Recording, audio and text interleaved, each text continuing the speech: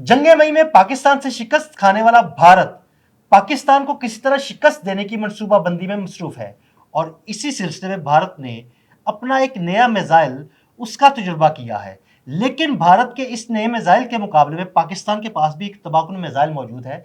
इन दोनों मिसाइलों की खसूसियात क्या है और पाकिस्तानी मिसाइल भारत के इस मिसाइल को कैसे टक्कर देगा? आमिर रजा मेरे साथ मौजूद है। आमिर रजा से बात करते हैं। जी आमिर भाई, भारत ने अपने एक नए मिसाइल का तजुर्बा किया है, लेकिन पाकिस्तान के पास भी उसकी टक्कर का एक खौफनाक मिसाइल मौजूद है। हमारे नाजरीन को इन दोनों मिसाइलों की खसूसियात के बारे में बताइएगा। देखिए, सबसे पहले बात तो यह है कि पार्ले जी एक बड़ा मज़ेदार बिस्किट है। इसी तरह का बिस्किट जो है भारत ने हमारे लिए पार्ले के नाम से ही बनाया है। और ये मिसाइल है, बड़ा ज़बरदस्त मिसाइल है। शॉर्ट रेंज इसको बैलिस्टिक मिसाइल कहेंगे, SRBM। और ये इसकी जो रेंज है 150 से 500 किलोमीटर तक है। 500 किलोग्राम वॉरहेड, न्यूक्लियर और रवायती दोनों वॉरहेड ले जाने की सलाहियत रखता है। इसको मोबाइल लॉन्चर से लॉन्च किया जा सकता है। मोबिलिटी इसकी बहुत ज़्यादा है। इसकी इंटरसेप्शन बहुत मुश्किल है क्योंकि ये रास्ते में ही अपना जो टारगेट है उसको तब्दील कर सकता है, यानी इसको तब्दील किया जा सकता है। 5 मार्क इसकी स्पीड है, जो कि बड़ी ज़बरदस्त स्पीड है। अगर दुनिया में देखा जाए तो बहुत कम मिसाइल हैं जो मार्क 5 की स्पीड पर फ्लाई करते हैं। अब आपने कहा मुकाबले का, टक्कर का, तो पाकिस्तान की मिसाइल टेक्नोलॉजी कम से कम भारत से तो अच्छी है।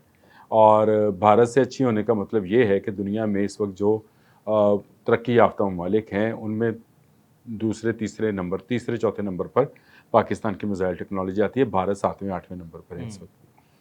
और पाकिस्तान के पास इसके जवाब में हतफ 9 मिसाइल मौजूद है, जो कि इससे ज़्यादा मोबिलिटी रखता है, यानी इससे ज़्यादा तेज़ रफ्तारी के साथ मोबाइल होकर वो हमला कर सकता है और एटमी वॉरहेड ले जा सकता है। ये मिसाइल भी उन्होंने असल में फ़ौजी टारगेट्स को हिट करने के लिए बनाया है।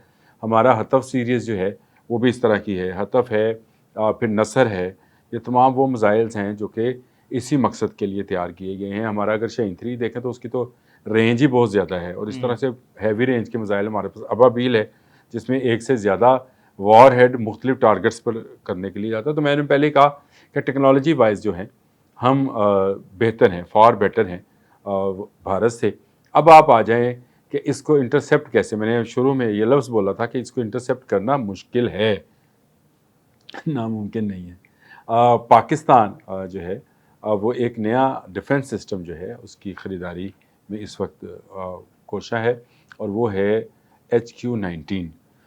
HQ-19 अदील साहब वो सिस्टम है जो इस तरह के तमाम हाइपरसोनिक मिसाइल्स को, जैसे इंडिया का ब्रह्मोस है, जैसे अभी ये पार्ले है, इसी तरह के उनकी अग्नि सीरीज़ है, उनके लिए इस्तेमाल किया जाएगा। ये वो सिस्टम है जो चीन ने अभी तक किसी को नहीं दिया है। इस हवाले से मैंने आपको बताऊं कि 6 जून को तमाम सोशल मीडिया में एक हंगामा बरपा था इस हवाले से कि भारतीय जो थे उस पर हंगामा कर रहे थे और पाकिस्तानी जो थे खुशियाँ मना रहे थे। और दुनिया भर हैरान थी, सारी दुनिया हैरान थी कि किस तरह से चीन ने HQ-19 जैसा डिफेंस सिस्टम, जो अभी तक उसने दुनिया को किसी को नहीं दिया है, और ये जो अमेरिकन डिफेंस सिस्टम है थर्ड, उसके मुकाबले में उन्होंने किया है। इसकी तमाम की तमाम टेक्नोलॉजी खुफिया है। और ये इसकी अगर मैं आपको रेंज की बात करूं तो या हमारा जो कुल अर्ज़ है इसकी हला कहाँ से शुरू होती है, कुछ आपको अंदाज़ा होगा?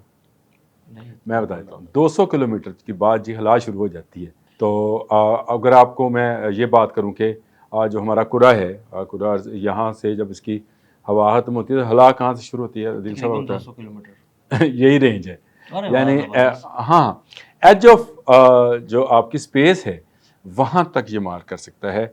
और ये 1000 किलोमीटर के रेडियस में काम करता है। HQ-19 चीन की वो प्रोडक्ट है जिसको मैं अभी ट्वीट्स देख रहा था, जब आपने ये जिक्र किया था इस मिसाइल का, पार्ले का, तो मैं ट्वीट्स देख रहा था 6 जून 7 जून की दुनिया भर के वेरीफाइड अकाउंट्स के साथ ये था। और एक ट्वीट तो बड़ा ही मज़े का था। एक डिफेंस जो थे किसी मुल्क के एनालिस्ट थे, उन्होंने किया हुआ था ट्वीट कि मैं हैरान हूँ कि पाकिस्तान इसकी डील कैसे कर रहा है और चीन इसको कैसे दे रहा है। लेकिन चीन आपको पता है स्ट्रेटजिकली पाकिस्तान के साथ बहुत ज़्यादा अटैच है, इसलिए ये HQ 19 जो है ये मिलने की हमें बड़ी तवक्को है। यानी ये अभी तैयारी के मराहल में होगा, बन चुका है, चीन इसको इस्तेमाल कर चुका है, चीन इसकी ट्राई भी कर चुका है। तो लिहाजा जिस तरह से हमारे सिपह सलार पिछले दिनों चीन गए थे, तो उस वक्त भी भारतीय मीडिया ने पुकार कर ये कहा था कि ये अवाक्स 500 के जे 500 के लिए गए हैं और वो J-35 के लिए गए हैं, और तीसरा नाम उनके ज़ुबानों पर HQ-19 था, क्योंकि HQ-19 आने के बाद कोई ऐसा मिसाइल जो भारत के पास है, चाहे ब्रह्मोस है, चाहे अग्नि है, चाहे यही पार्ले है, कोई मिसाइल जो है कारगर नहीं रहेगा। और पाकिस्तान तमाम वो मिसाइल्स जो भारत तैयार कर रहा है या तैयार मुस्तकबिल में तैयार करेगा, उसका जवाब लेकर बैठा होगा। ये बड़ी बात है कि पाकिस्तान के इस वक्त जो सिपह सलार हैं, पाकिस्तान के जिस वक्त प्राइम मिनिस्टर हैं, गवर्नमेंट ऑफ पाकिस्तान और फ़ौज जो है एक पेज पर हैं, और वो एक पेज ये है कि पाकिस्तान का दिफा करना है हमारी, क्योंकि स्ट्रेटजी ऐसी है। और अगर यहाँ तक बात रही कि भारत ये पार्ले चलाएगा, भारत ने पहले ब्रह्मोस चलाया तो क्या किया। मैं आपको एक मज़े की बात बताता हूँ कि भारतीय तजियाकारों के मुताबिक पार्ले को भी सबसे बड़ा ख़तरा यही है कि इसके GPS को कंट्रोल कर लिया जाएगा। जिस तरह से हमने ब्रह्मोस को पाकिस्तान आते आते अफ़गानिस्तान की तरफ मूव किया था, गो वो हाइपरसोनिक मिसाइल है, ये बात जहन में रखिएगा। ये सारे मिसाइल्स को इंटरसेप्ट करना जो है वो दुनिया में ऐसा कोई सिस्टम नहीं है, लेकिन कोई 90% करता है, कोई 95% करता है, 100% तो अमेरिका भी क्लेम नहीं करता है। लेकिन अगर आप इनके सिस्टम को, जो इनका रडार सिस्टम है, उसको आप अगर हैक कर लें तो आप इनको भटका सकते हैं। तो ये क्या दूसरा टारगेट रास्ते में तब्दील करेगा, पाकिस्तान इसको भटका सकता है। ये बड़ी ज़बरदस्त चीज़ है, क्योंकि KJ-500 के अंदर ऐसा सिस्टम पहले से मौजूद है। और HQ-19 जो है ये आने को है पाकिस्तान में। पाकिस्तान की डील तकरीबन फाइनलाइजेशन की तरफ जा रही है। अब मेरा ख्याल है कुछ छोटी छोटी चीज़ें होंगी जो मैं ट्वीट्स देख रहा था, जो मैं मुख्तलिफ वेबसाइट्स का मुताला कर रहा था, तो उसमें ये भी जिक्र था कि प्राइम मिनिस्टर ऑफ पाकिस्तान ने एक ट्वीट के ज़रिए भी ये बात का अनाउंस किया था कि HQ-19 जो है वो बहुत जल्द पाकिस्तान को मिल जाएगा। तो मेरा ख्याल है कि पाकिस्तान HQ-19 लेने के बाद किसी पार्ले से, किसी ब्रह्मोस से, किसी अग्नि से, किसी पृथ्वी से, कोई पृथ्वी भी उनका मिसाइल ही है, उससे डरने की ज़रूरत नहीं है। पाकिस्तान के पास far better technology, far better missile system मौजूद हैं। और सबसे बड़ी बात यह है कि पाकिस्तान के पास एक ऐसा सिपह सलार मौजूद है जो कि इस वक्त पूरी दुनिया में फातिहा के नाम से जाना जाता है। और उसने क्योंकि फ़तह किया है भारत की उस स्ट्रेटजी को, जो कि दूसरे मुल्कों में मुदाखलत की स्ट्रेटजी थी, वो स्ट्रेटजी जिसके तहत वो ना सिर्फ पाकिस्तान बल्कि अफ़गानिस्तान, ईरान, बांग्लादेश, नेपाल, भूटान, श्रीलंका में चाहता है कि अपनी फ़ौजें उतारे, जिस तरह उसने कश्मीर पे उतारी है। तो मैं आपको यकीन दिलाता हूँ कि पाकिस्तान का दिफा उन हाथों में है जो आहनी हाथ हैं, जो आहनी हाथ से निपटना जानते हैं। तो जनरल आसिम मनी के होते हुए हमें वैसे किसी फ़िक्र की ज़रूरत नहीं है, लेकिन इसके अलावा भी हमारी जो मिसाइल टेक्नोलॉजी है वो अब से नहीं बहुत अरसे से जो है वो दुनिया में मानी जाती है। आपके फ़तह 1 और फ़तह 2 ने ये साबित कर दिया कि S-400 जैसे सिस्टम भी उसको ब्लॉक नहीं कर सके। तो ये बड़ा ज़रूरी था कि पाकिस्तान के डिफेंस सिस्टम में किसी ऐसी इजाद का या मशीनरी का इजाफ़ा किया जाए जो भारतीय तमाम मिसाइल्स के लिए जो है वो कारगर साबित हो। तो मैंने आपको आज बता दें कि HQ-19 मौजूद है, आने वाला है या आ गया है।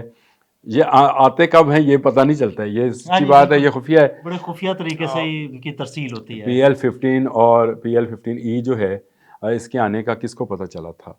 और J-10C का भी हमें ये जंग मई में ज़्यादा वाज़िया हुआ कि J-10C कहाँ तक मार कर सकता है। JF-17 थंडर ब्लॉक 3 जो है उसकी रेंज क्या है और उसने किस तरह से काम किया है, और हमारे पास कौन कौन सी टेक्नोलॉजीज़ हैं जिसके ज़रिए हमने तमाम किस्म के ड्रोन्स को जो है हैक कर लिया और उनको फिर भटका दिया और वो भटकते फिरते रहे। तो ये बात मेरे लिए बड़ी खुशाइंद है कि पाकिस्तान अपने दिफा को हर आने वाले दिन में नई से नई टेक्नोलॉजी के साथ ना सिर्फ उसको बढ़ा रहा है बल्कि उस टेक्नोलॉजी को मज़ीद बेहतर बनाने के लिए हमारे अपने साइंटिस्ट, अपनी अदारे जो हैं, अपनी लेबॉर्ट्रीज़ जो हैं, वो काम कर रही हैं।